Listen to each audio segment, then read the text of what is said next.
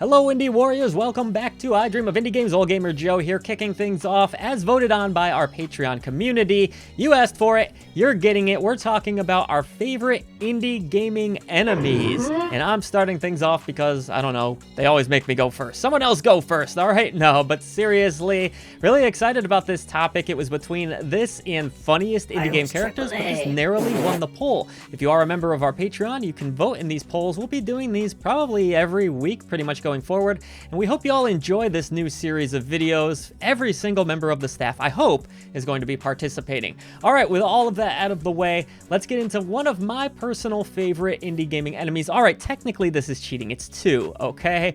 And I know I asked the staff to pick maybe 2 or 3, but we'll see how they do it. I cheated a little bit. Okay, I'm a busy guy. It's not that I don't love you. One of my favorite indie gaming enemies is a boss creature, or 2 bosses, is it? It's really 2 in 1 kind of deal. I don't know. They're mean though. They're green. And it's not the Ninja Turtles. No, it's not the Battletoads. It's Ribby and Croaks, folks. Ribby and Croaks. That's right, from the brutally difficult Cuphead.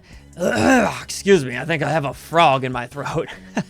Is it just me too, or are these characters clearly inspired? Damn it, I hit the mic. Clearly inspired by Battletoads. If you out there were unfortunate enough to run into the clip joint calamity level in Cuphead, then you are undoubtedly familiar with this encounter. Why do I love this fight so much? I don't know, as a kid I was really big into frogs for some reason. Growing up on a farm, we spent a lot of time outside, and so me and my brother had a book of frogs that we would often study, and we'd head down to the pond and try to capture some of the frogs that were within that book. But of course, I also loved the Battletoads as a kid when it comes to video games, and no, I'm not talking about the 2020 game that came out that I personally found a little bit disappointing. Sorry to any fans of it out there.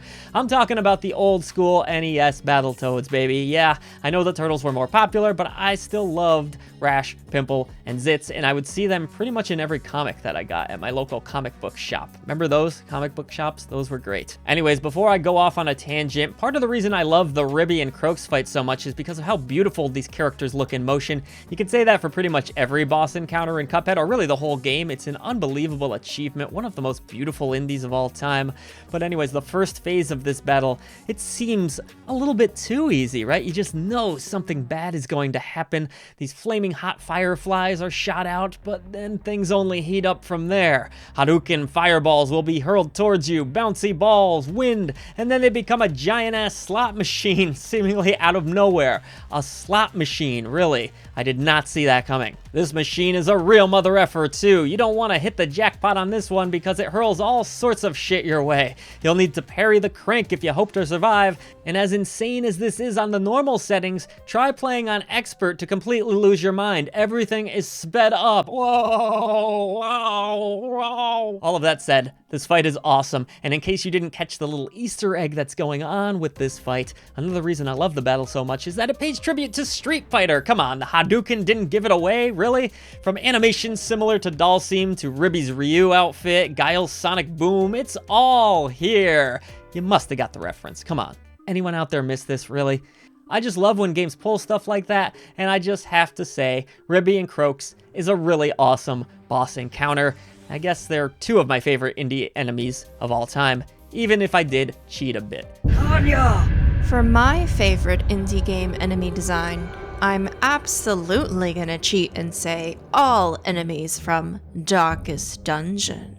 Abominations lurk the halls and courtyards of this nightmarish manor, and their many undulating limbs are as gruesome as they are deadly. One of my favorites is the Swine Prince, with his gouged out eyes and mouth, arms with deep grooves where its tissue has been taken, exposed brains surrounding the tattered crown, and intestines spilling out where its legs should be. Delicious. But we also can't forget about the carrion worms and their many tentacles surrounding a second mouth, reminiscent of xenomorphs in its bloody teeth and jaw, tearing out of its flesh to swallow you whole. Or the mammoth cyst, an eldritch creature with one massive slitted eye and a swarm of sharp, thin teeth, all held together by webs of tendons and tissue. And how could we not talk about the many twisted eldritch versions of enemies in the Darkest Dungeon itself? releasing corpulent weapons made of their own bodies, bleeding your heroes out while breaking their minds. See why I couldn't just choose one enemy? And now we can remember together, forever. My favorite enemy design is one that really gets under my skin.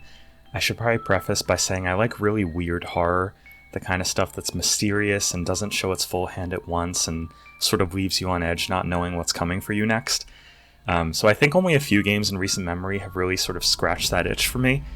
Stuff like Limbo or Inside or Little Nightmares 1 and 2. I think those games have fantastic enemies that are stunningly well designed and present a really horrifying threat to the player. But many of them are pretty short-lived and like pretty quick sequences and don't present the same complexity as the one I've actually chosen here. And that enemy is the ever so mysterious Leshy from Inscryption. For those that have played it, you know there's a lot that happens in Inscryption that should not and will not be spoiled here, but even in the first few minutes of the game, Leshy makes a really unsettling impression. You as the player are trapped in a dark cabin in the middle of the woods. You're seated at a table, and suddenly a pair of eyes appears in the pitch darkness across from you and begins to speak. Another challenger, he says, it has been ages. As Leshy speaks, his eyes transform into yellow spirals as if transfixed upon you, and his words come out as audibly incoherent low thrums that rattle the senses. He does not introduce himself, nor can you even see his face other than a few indecipherable features that barely peek into the candlelight. Instead, he demands you play a card game and play it correctly. If you don't, he will have to add you to his collection, whatever the fuck that means. The game is played by gathering cards you'll ultimately sacrifice to be able to play better ones, and it's won by tipping a beam scale with human teeth earned from battle, in case things weren't quite weird enough for you. As you learn the rules, you're soon introduced to the Stoat, a card from your deck that speaks to you. He's completely insane, the Stoat says. He keeps me here to watch me suffer. Leshy also enjoys a light touch of role-playing. For the first boss fight in the game, he dons a mask and sets the scene. The mask of a crazed, crooked-toothed prospector who surrounds the playing board with trees and sets off an eerie rhythmic clink of metal on stone in the background. I won't spoil anything past this, even what it means to become part of Leshy's collection, which you find out early enough in the game and is appropriately psychotic.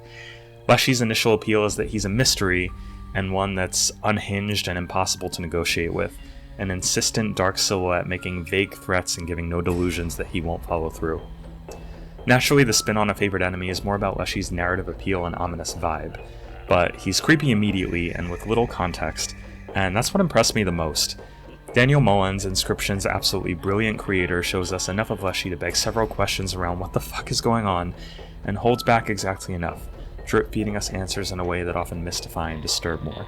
I seriously can't underestimate how brilliant Mullins is as a game designer. After playing the game, you should definitely dig into YouTube a bit to learn about Inscryption's broader alternate reality game, to have your mind blown to hell and back a little bit. But if you want a game with an enemy that will really linger under your skin and sink into your memories, honestly look no further than Inscryption.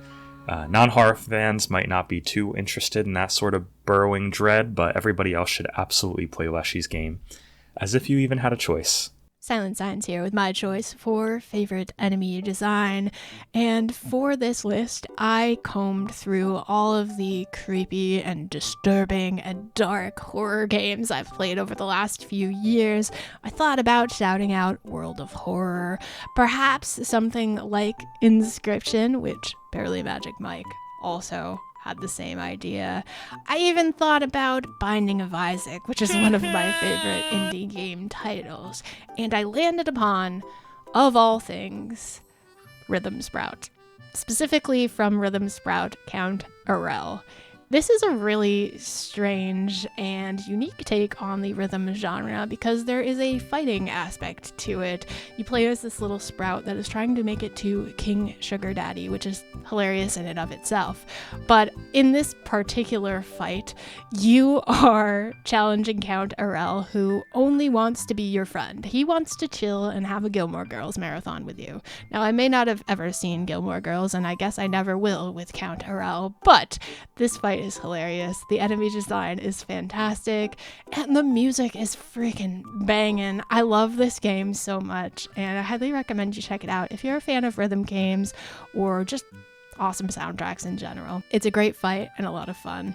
So let us know in the comments down below some of your favorite enemy designs from indie games, be it creepy or lighthearted or somewhere in between. We'd love to hear from you. Thanks so much for watching, and we'll catch you in the next video.